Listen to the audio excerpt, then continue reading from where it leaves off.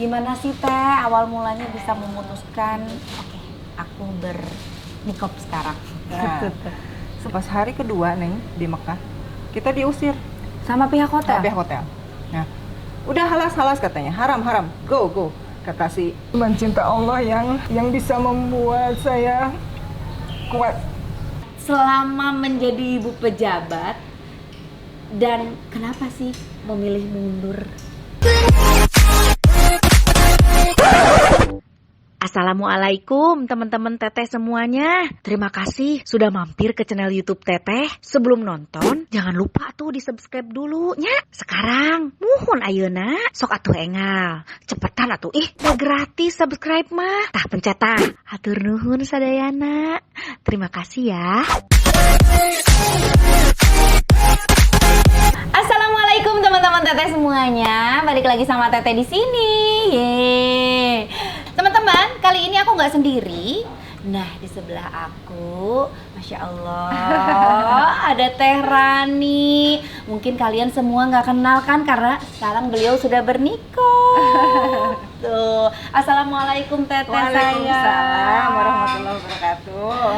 Nah, Teh Rani ini istri dari Kang Diki Chandra. Ya, pasti udah pada tahu dong semuanya. Nih, aku sekarang lagi sama Teh Rani pengen banget tahu tentang perjalanan spiritual Teh Rani sampai akhirnya sekarang memutuskan untuk bernikop ya Teh ya. Kenapa gitu? Alasannya apa? Pasti pada pengen tahu juga kan? Karena yang aku tahu nih sebelumnya Teteh kan memang dari dulu tuh bergerak di dunia hiburan juga ya Teh ya, di dunia entertain. Teteh juga sebagai talent, sebagai produser, sebagai segala macam lah pokoknya di tangan Teh Rani mah. Sebagai tiktokers ya, segala we Teh Rani malah pokoknya mah artis-artis yang sekarang besar pun dari dulu tuh yang aku tahu tuh memang kumpul apa segala macem dilatih dididik sama Abah sama Teh Rani ya. Aku manggilnya biasanya Abah karena dulu tuh satu program sama Kang Diki. Nah, si Kang Diki semuanya di lokasi manggilnya Abah, jadi ke bawah sampai sekarang manggilnya Abah. Abah semuanya. Nih, kita mulai aja langsung ngobrol ya sama Teh Rani ya. Teteh, aku pangling banget ngelihat Teteh, Masya Allah. Teteh tetap tapi aura kecantikannya masih terpancar, malah makin terpancar. Gimana sih Teh awal mulanya bisa memutuskan oke, aku bernikop sekarang? Nah, sebetulnya ada dua kejadian Ya. yang melatar belakangi lah gitu ya, yang membuat bulat niat. Gitu. Iya betul. Yang pertama itu kejadiannya pada saat umroh.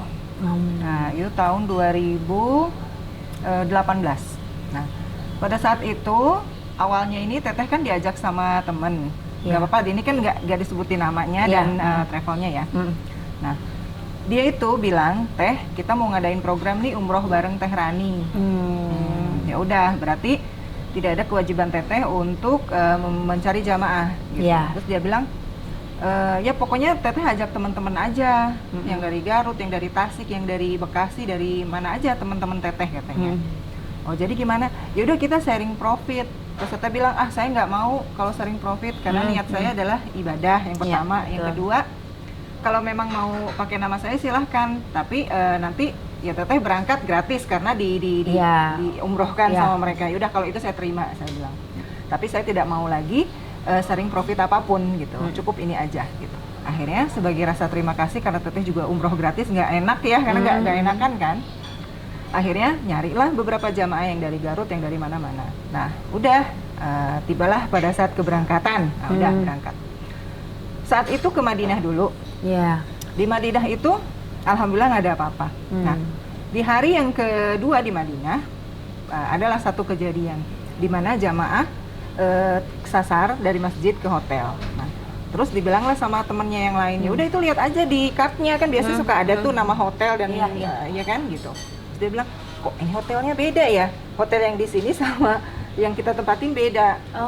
Baru ngeh itu. Nah, akhirnya bicaralah ke teman Teteh itu ya, Pak ini kok gini. Oh ya itu mah biasa aja kok, saya nggak sempet ini kartunya, dia bilang nggak sempet ganti. Oke. Di perjalanan ada yang telepon tuh beberapa kali ke temen teteh ini, telepon terus dia kayak yang panik gitu, ini kenapa ya kok panik gitu. Nah teteh sih nggak berburuk sangka, udah husnuzon aja gitu, nggak ada apa-apa. Tiba di Mekah, ini hotelnya di mana ya? Oh ya di sini, lihat kartunya, oh ya sama. Udah, alhamdulillah nggak ada kejadian apa-apa. Pas hari kedua Neng di Mekah, kita diusir Sama pihak hotel? sama pihak hotel. Nah, udah halas katanya, haram, go.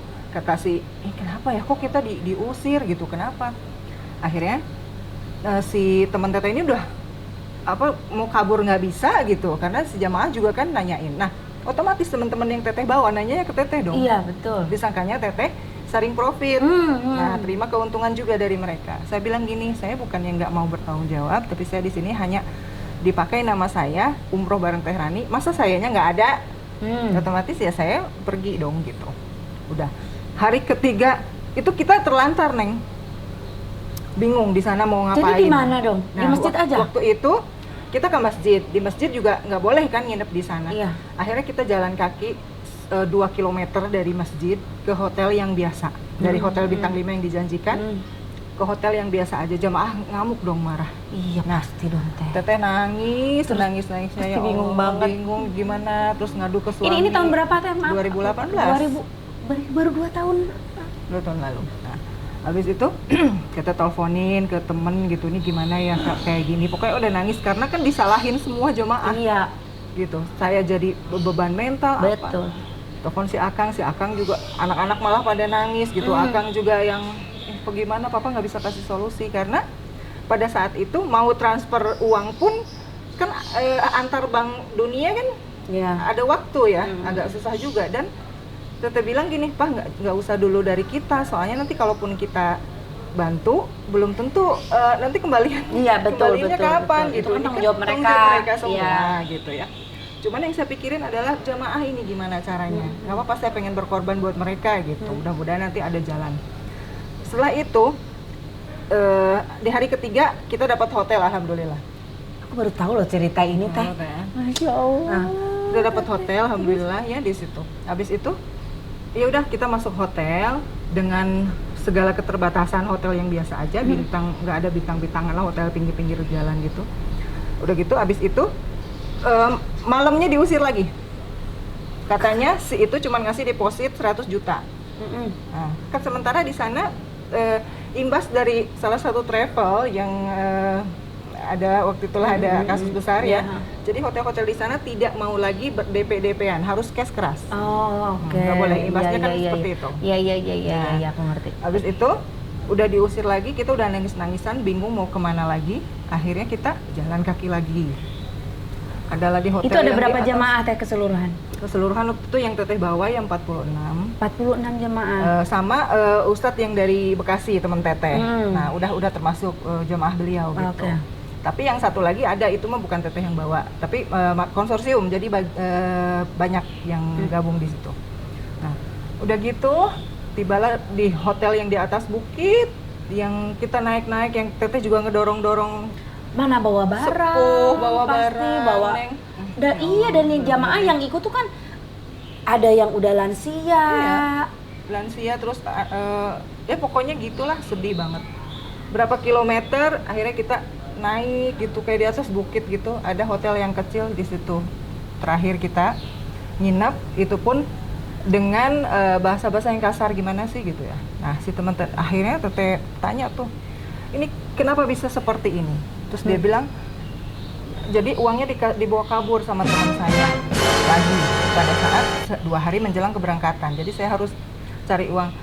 Walau alam, teteh nggak tahu yang benar yang mana ya gitu. Saya bilang gini, ya udah, tapi silahkan jelaskan, jangan sampai saya yang jadi korban. Iyalah, itu kan membawa nama teteh. Namanya umroh bareng Teh Rani. Iya, udah gitu. Alhamdulillah, nah setelah itu saya nangis, saya udah jelasin ke jamaah akhirnya ngerti, oh iya si teteh mah termasuk korban di sini. Ya kan, korban janji manis si travel ini gitu. Udahlah, kita bawa aja ke jalur hukum, nanti setelah di Indonesia gini-gini. Teteh mah nggak kepikiran itulah, yang penting nih bisa pulang gimana gitu ya. Habis itu udah mau diusir lagi Neng tuh pas mau pulang gitu. Itu hari ke berapa tuh ada di hotel yang di atas bukit itu? Itu pokoknya hari terakhir. Oh, hari terakhir. Hari terakhir pas mau pulang gitu. udah diusir lagi, udah gitu saya telepon tuh baru, oh ya udah, saya punya temen namanya Pak Fahmi. Pak Fahmi, beliau ini baik banget pokoknya.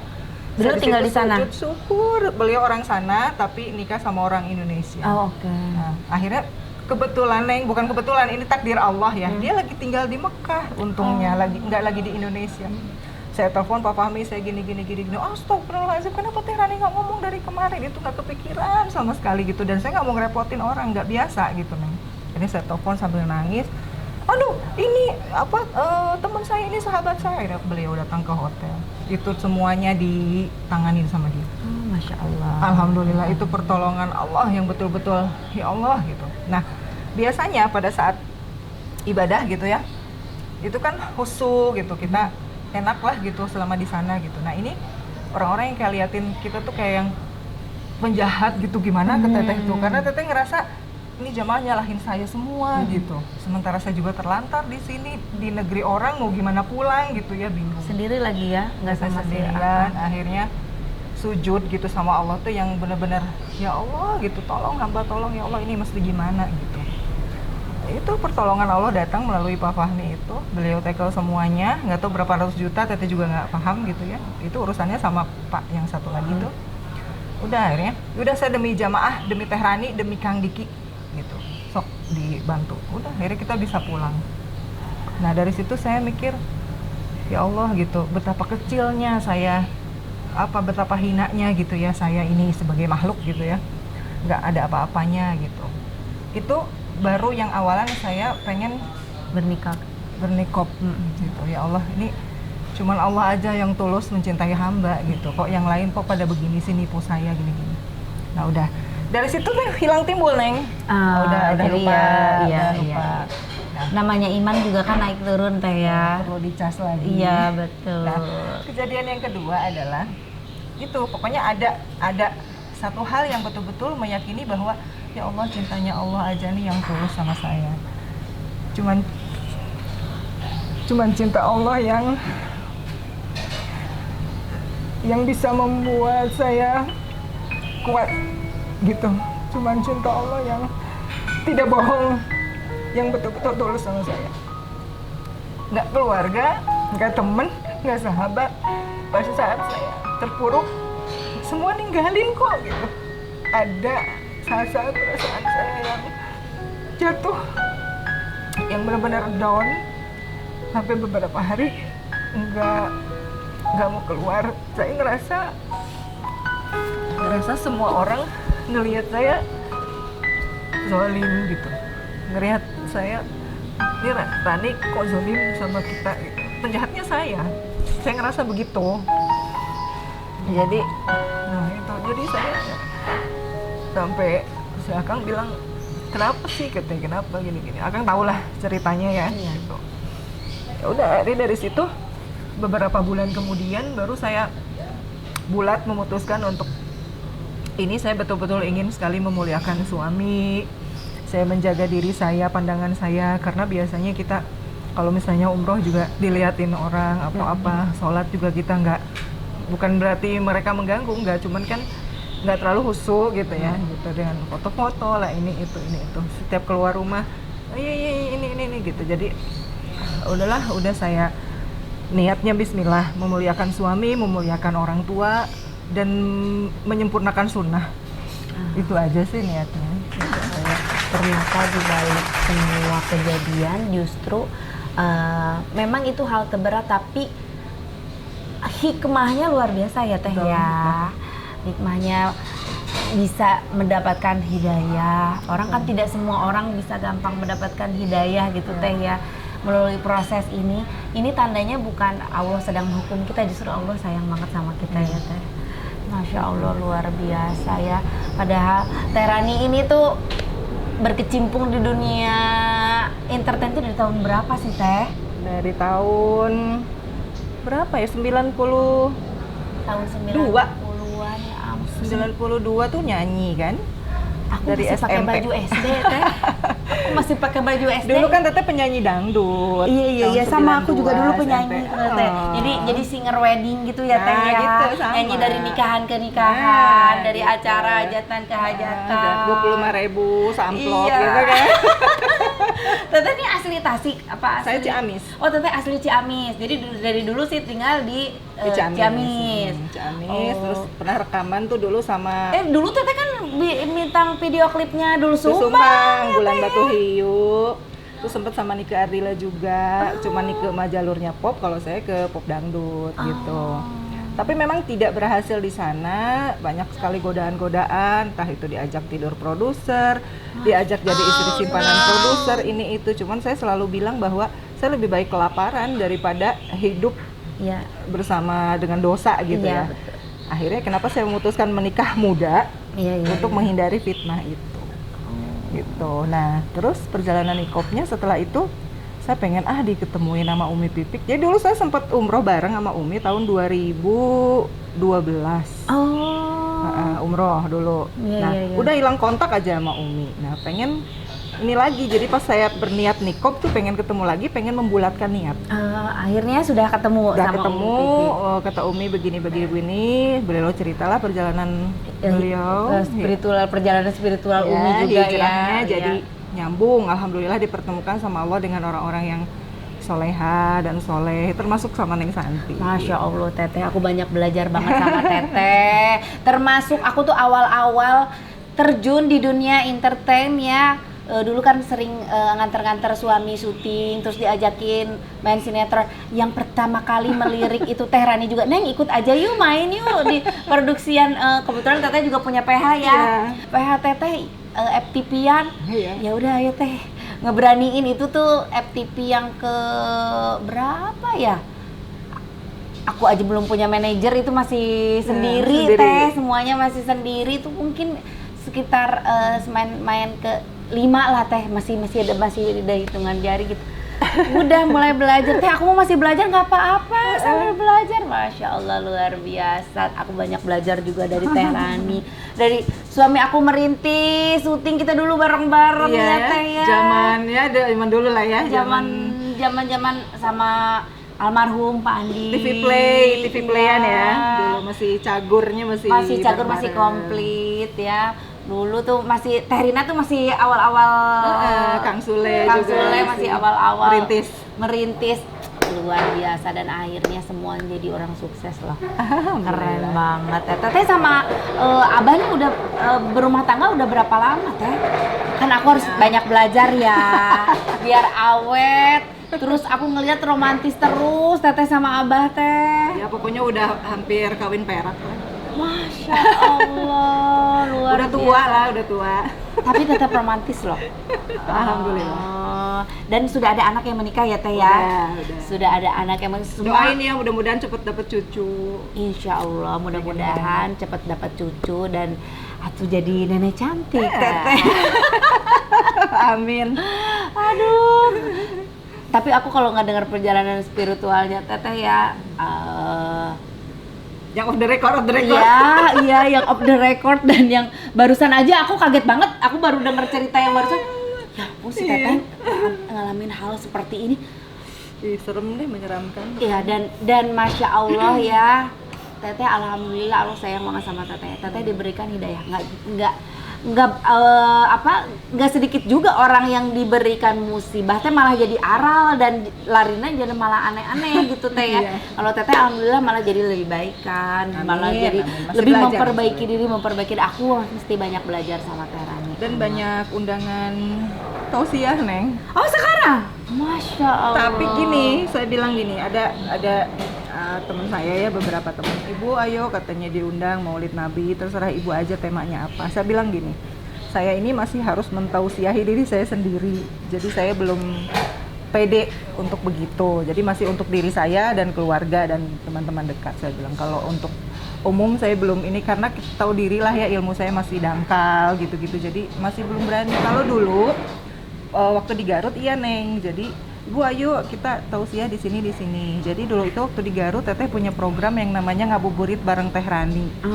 Nah itu kan programnya setahun sekali pada saat Ramadan. Teteh keliling dari daerah ke daerah gitu untuk membantu masyarakat supaya tajil bareng. Judulnya Syair Keur Siar. Jadi syair Teteh seneng nyanyi kebetulan. Nah, dari saat nyanyi itu nyanyi yang mengandung hikmah, mengajak untuk berbuat kebaikan, amar ma'ruf nahi munkar. Teteh berkeliling itu ya gitu. Jadi syair Keur Siar. Syair Keur Siar.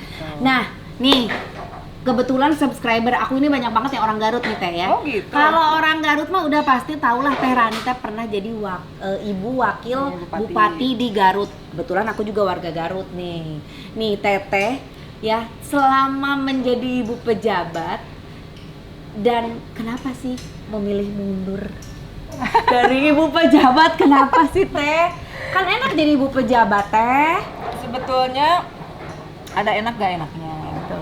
Enaknya itu ketika suami saya menjadi pemimpin yang adil, yang amanah, maka pahalanya akan luar biasa besar. Gak enaknya ketika kita menjadi pemimpin yang zalim, yang tidak amanah, yang tidak adil, maka dosanya juga tidak sedikit. Nah, tapi pada saat itu luar biasanya dari suami saya selama di Garut tuh nggak pernah sama sekali jalan-jalan yang namanya ke luar negeri. Jadi betul-betul nggak boleh, masyarakat kita banyak yang miskin, nanti mereka akan psikisnya terganggu meskipun misalnya pakai uang sendiri, tapi kan belum tentu semua orang tahu. Pokoknya kita harus memberikan habit atau budaya baru yang mewariskan budaya-budaya luhur, budaya-budaya baik kepada masyarakat kita, terutama keluarga kita sendiri. Jangan dari kita yang foya-foya, yang menghambur-hamburkan uang rakyat misalnya atau uang pribadi sekalipun. Mendingan kita lebih ke masyarakat. Makanya si Akang pas mundur tuh kita betul-betul nggak punya uang. Rumah juga bocor-bocor rumah karena ditinggal berapa tahun kan. Terus mobil tinggal satu.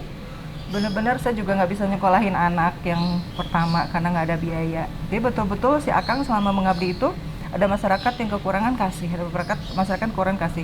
Tabungan terkuras habis semua. Oh itu dari uang pribadi Teh? Iya, karena kan tidak boleh. Ada sebetulnya ada bukan dana-dana. ada dana-dana dari pemerintah untuk masyarakat. Ada, tapi itu kan dipegang oleh instansi-instansi terkait. Sehingga yang membutuhkan dana yang dadakan seperti misalnya bencana alam. Nah, terus mereka itu kan tidak bisa menunggu nanti sampai pemerintah cair ketok palu ACC. Nah, mereka keburu lapar dong, keburu meninggal dong nanti. Nah, itu saat itulah yang dibutuhkan dana-dana dadakan yang untuk kebutuhan masyarakat. Jadi itu banyak keluar dari kantong sendiri. Dan Akang pun nggak pernah yang namanya misalnya perjalanan dinas kan ada uang-uang pribadi gitu ya. Nanti misalnya ada sisa sekian, Akang tuh nggak pernah yang namanya ngambil itu. Terus ada pokoknya dana-dana yang kira-kira tidak halal, si Akang nggak mau. Hingga mengandalkan gaji waktu itu 4 juta berapa sih Teh gaji wakil bupati Teh? 4.600.000 apa ya waktu itu? Serius? Ya. Serius Teh gaji wakil bupati loh Teh? Iya, 4 juta hampir 5 jutaan lah. Waktu itu ya. Nah, terus tunjangan, pokoknya sama tunjangan tuh nggak lebih dari 19 juta per bulan. Nah, sementara tuntutan masyarakat tuh banyak sekali. Nggak mungkin cukup dengan itu. Buat sehari-hari aja kan kemungkinan nggak cukup. Nah, mungkin banyak tuntutan dari masyarakat lain atau apa, sehingga banyak punten para pemimpin yang korupsi akhirnya. Tuntutan dari istri, tuntutan dari masyarakat, dari apa. Tapi aku kalau ngelihat Teteh sih dari dulu sampai sekarang pas jadi wakil bupati pun tidak ada yang berubah sih dari gaya hidup apa segala macam, masih tetap Teh Rani gitu, masih tetap si Abah, masih tetap Kang Diki yang bahkan aku sempat dengar kan ada beberapa saudara aku yang PNS di Garut ya Teh ya. Ih, waktu sama sekarang mah wakil bupatinya baik banget. Masa ketemu kita pada begini, Bu, mana teuing aya wakil bupati siga kitu ramahna. Aduh, luar biasa emang. Luar biasa. Nah, terus alasan kenapa Akang mundur kayak tadi tuh. Jadi Akang tuh dihadapkan dengan dua pilihan yang kejahatan yang terorganisir harus bisa dikalahkan dengan kebaikan yang terorganisir pula. Itu kan hadis. Nah, saat itu Akang berdiri sendiri seolah-olah yang ini rek ngelawan gitu bisa gitu. Betul. Kalau ngelawan ke bawah arus, kalau iya mundur gimana pilihannya nggak bisa ngelawan.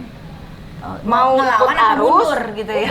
ikut arus apa mundur? Oh iya, ngelawan nggak bisa. Oh iya, ngelawan nggak bisa. Jadi mau ikut gabung apa mau mundur gitu. Pilihannya mundur. Pilihannya gitu. Aduh, luar biasa, ini aku banyak banget belajar dari Teh Rani. Mudah-mudahan Teteh aku pun diberikan hidayah seperti Teteh. Amin. Neng masih ini kok masih muda, nikmatin aja dulu. Toh ini kan sunnah ya. Iya, Teteh terima kasih banyak ilmunya. Sehat terus Teteh. Salam buat Abah, buat anak-anak ya. Dan teman-teman Teteh, Teh Rani juga punya channel YouTube. Tayangan-tayangannya sangat bermanfaat, ada ilmunya yang bisa kita ambil. Nama channel YouTube-nya apa Teh? Amburani. Kalian mesti banget nonton konten-konten di channel YouTube Amburani. Jangan lupa di like, di komen, di subscribe ya channel YouTube-nya Amburani. Gitu. Terima kasih. Semudah-mudahan teman-teman di rumah juga ya dapat menyerap ilmu-ilmu. Pokoknya yang baik-baik diambil lah ya Teh ya. Yang kira-kira kurang berkenan mah ya nggak usah gitu. Hatur nuhun sadayana. Jangan lupa juga di like, di komen, di subscribe channel YouTube aku ya. Assalamualaikum. Dah.